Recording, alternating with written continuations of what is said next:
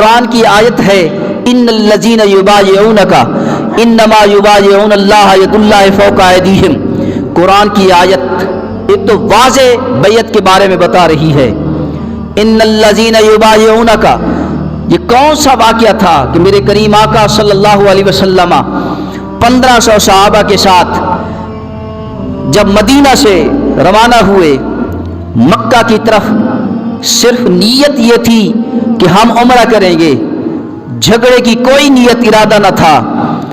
مقام حدیبیہ پر میرے کریم آقا صلی اللہ علیہ وسلم 1500 صحابہ کے ساتھ رک گئے.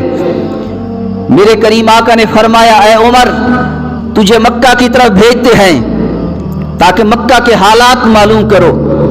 حضرت عمر فاروق رضی اللہ تعالیٰ عنہ نے عرض کیا حضور آپ حضرت عثمان کو بھیجیے، اس لیے کہ حضرت عثمان کے وہاں پر عزیز و قارب ہیں، لہذا انہیں بھیجیے. میرے کریم آقا صلی اللہ علیہ وسلم نے حضرت عثمان غنی کو بھیجا کہ جاؤ مکہ کے حالات معلوم کرو. جب حضرت عثمان غنی مکہ پہنچے، وہاں جا کر حالات دیکھے تو کوئی تیار نہ تھا، کوئی اجازت دینے کو یہ تیار نہ تھا کہ اللہ کے نبی وہاں آئیں. حضرت عثمان غنی کہتے رہے کہ ہماری نیت، ہمارا ارادہ نہ لڑنے کا ہے، نہ جھگڑنے کا ہے، نہ قتال کا ہے، صرف اور صرف ہم عمرہ کریں گے، عمرہ کر کے واپس چلے جائیں گے. تو قریش مکہ، کفار مکہ نے کہا اے عثمان تیرے نبی کو آنے کی اجازت نہیں، تجھے اجازت ہے، تو آ گیا ہے، تو طواف کعبہ بھی کر لے، تو عمرہ بھی کر لے، تو بیت اللہ کا دیدار بھی کر لے، زیارت بھی کر لے. اللہ اکبر. یہیں پر توجہ چاہتا ہوں، جو اپنے آپ کو حضور کا محب کہتے ہیں اس کو مثال بنائیے کہ بیت اللہ کا طواف صحابہ نے حضور کے بغیر نہ کیا. حضرت عثمان غنی رضی اللہ تعالیٰ عنہ کہنے لگے یارو اگر تم اللہ کے نبی کو مکہ کی طرف عمرہ کرنے کے لیے آنے کی اجازت نہیں دیتے تو میں حضور کا غلام ہوں، میں حضور کا خادم ہوں، میں اللہ کے نبی کے بغیر نہ طواف کعبہ کروں گا، نہ عمرہ کروں گا، نہ زیارت کعبہ کروں گا. کیا خیال ہے کوئی زور لگتا؟ اگر حضرت عثمان غنی بیت اللہ کا دیدار کر لیتے، اگر حضرت عثمان غنی طواف کعبہ کر لیتے، کیا ثواب نہ ملتا؟ اگر حضرت عثمان غنی اتنا سفر پیدل کا، گھوڑوں کا یا اونٹوں کا سفر طے کر کے وہاں پہنچے ہوئے تھے، اگر عمرہ کر لیتے تو کیا ثواب نہ ملتا؟ یارو عاشق کی، محب کی نشانی یہ ہے کہ وہ جب بھی کوئی عمل کرے گا وہ حضور کی اتباع میں کرے گا.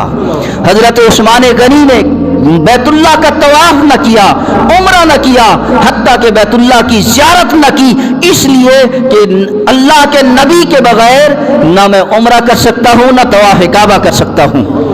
اور ادھر سے بات پھیلی، ادھر خبر مشہور ہو گئی کہ حضرت عثمان غنی شہید ہو گئے. میرے کریم آقا صلی اللہ علیہ وسلم نے 1500 صحابہ، سارے صحابہ کو جمع فرمایا. جمع فرمانے کے بعد میرے کریم آقا صلی اللہ علیہ وسلم نے فرمایا اے صحابہ سارے گواہ ہو جاؤ اور میرے ہاتھ پر بیعت کر لو. میں سارے صحابہ سے بیعت لیتا ہوں اس بات پر کہ حضرت عثمان غنی شہید نہیں ہوئے، اگر وہ شہید ہو گئے ہیں تو سارے میرے ہاتھ پر بیعت کرو کہ ہم سب مل کر حضرت عثمان غنی کا بدلہ لیں گے. اللہ اکبر. میرے کریم آقا صلی اللہ علیہ وسلم نے سارے صحابہ سے بیعت لی. ان الذین یبایعونک یبایعون اللہ. اللہ نے فرمایا بے شک اے محبوب یہ جو تو بیعت لے رہا ہے یہ تیری بیعت خدا کی بیعت ہے، یہ تیرا ہاتھ خدا کا ہاتھ ہے. میرے کریم آقا صلی اللہ علیہ وسلم نے فرمایا صحابہ عثمان شہید نہیں ہوا، یہ میرا ہاتھ ہے، یہ عثمان کا ہاتھ ہے، یہ خدا کا ہاتھ. ان الذین یبایعونک انما یبایعون اللہ ید اللہ فوق ایدیہم. قرآن کے لفظ ہیں کہ ان کے ہاتھ پر خدا کا ہاتھ تھا. خدا کا ہاتھ تھا۔ حضرت شاہ عبدالعزیز محدث دہلوی رحمۃ اللہ علیہ، جن کی تفسیر قرآن کی تفسیر بھی فارسی میں، جن کا فتاوی بھی فارسی میں، وقت کے بہت بڑے مفسر بھی ہیں، محدث بھی ہیں، محقق بھی ہیں، مفتی بھی ہیں، عالم دین بھی ہیں۔ حضرت شاہ عبدالعزیز محدث دہلوی رحمۃ اللہ علیہ نے کہا کہ مجھ سے لوگوں نے سوال کیا کہ حضور بتائیے کہ جو بیعت کا رواج عام ہو چکا ہے، کیا یہ بیعت قرآن و حدیث میں موجود ہے؟ آپ نے اسی آیت کی تلاوت کرتے ہوئے اسی آیت کو دلیل بنائی۔ آپ نے فرمایا ہاں ہاں، بیعت کا ذکر قرآن میں بھی ہے، بیعت کا ذکر حدیث میں بھی ہے، بیعت کا ذکر قرآن میں بھی ہے، بیعت کا ذکر حدیث میں بھی ہے۔ آپ نے فرمایا اسی آیت کی تلاوت کر کے فرمایا کہ اس آیت کے اندر جس بیعت کا ذکر ہے اس بیعت سے مراد بیعت سنت ہے۔ اور صاحب تفسیر روح البیان، بہت بڑے مفسر ہیں، تفسیر روح البیان لکھنے والے حضرت علامہ محمد اسماعیل حقی رحمۃ اللہ علیہ، انہوں نے اسی آیت کے تحت لکھا۔ آپ نے فرمایا کہ اسی آیت کے تحت بیعت سنت ہے، بیعت سنت ہے، ایسا کرنا ثواب ہے، ایسا کرنا سنت ہے۔ تو سامعین محترم، یہ تو اکابرین بتا گئے کہ بیعت سنت ہے، کیا رسول اللہ صلی اللہ علیہ وسلم نے بھی خود یہ عمل کیا؟ اگر مفسرین نے سنت کہا تو ضرور میرے آقا نے عمل کیا ہوگا۔ اللہ اکبر، میرے کریم آقا صلی اللہ علیہ وسلم کے دور کے اندر بیعت ایک قسم کی نہ تھی، بیعت کی بہت ساری اقسام ہیں۔